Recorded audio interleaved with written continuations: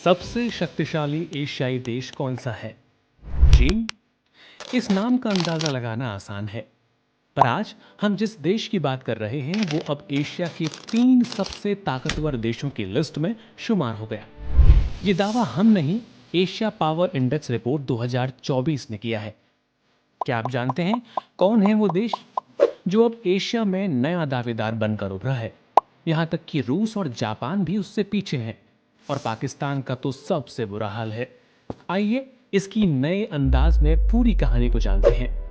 एक समय था जब भारत को सिर्फ एक विकासशील राष्ट्र के तौर पर देखा जाता था, लेकिन अब हालात बिल्कुल बदल चुके हैं। भारत अब एशिया में टॉप 3 शक्तिशाली देशों में शामिल हो चुका है। भारत जापान को पछाड़कर 39.1 पॉइंट के साथ तीसरे स्थान पर है। पिछले साल भारत को इस रिपोर्ट में चौथे नंबर पर रखा गया था। अब आप सोच रहे होंगे कि कैसे भारत ने तीसरे नंबर की ताकत का ताज अपने नाम कर लिया।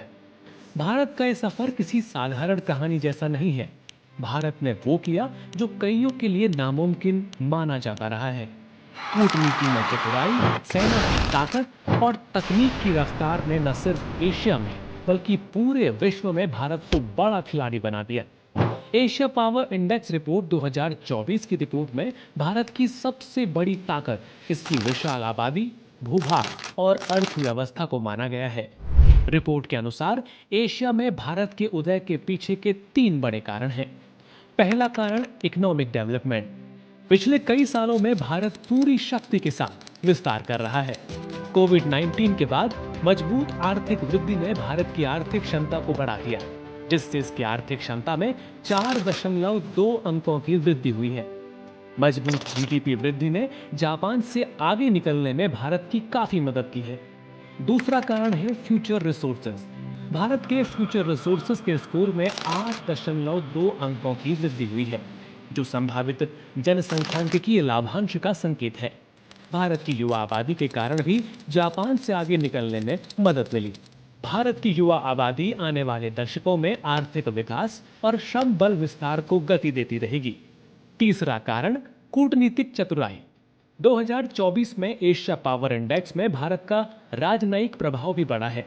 प्रधानमंत्री नरेंद्र मोदी के नेतृत्व में अंतर्राष्ट्रीय स्तर पर भारत की अधिक साख स्थापित की है। 2023 में कूटनीतिक संवादों के मामले में भारत 6ठे स्थान पर रहा। इससे बहुपक्षीय मंचों पर भारत की सक्रिय भागीदारी का पता चला है। भारत की बड़ी आबादी और आर्थिक क्षमताओं ने भी बड़ी संभावनाएं पैदा की। वैश्विक प्रवासी और सांस्कृतिक प्रभाव का भी भारत को लाभ मिला। भारत की कामयाबी का सफर अभी लंबा है। दुनिया बदल रही है और भारत इस बदलाव का सबसे बड़ा किरदार बन रहा है।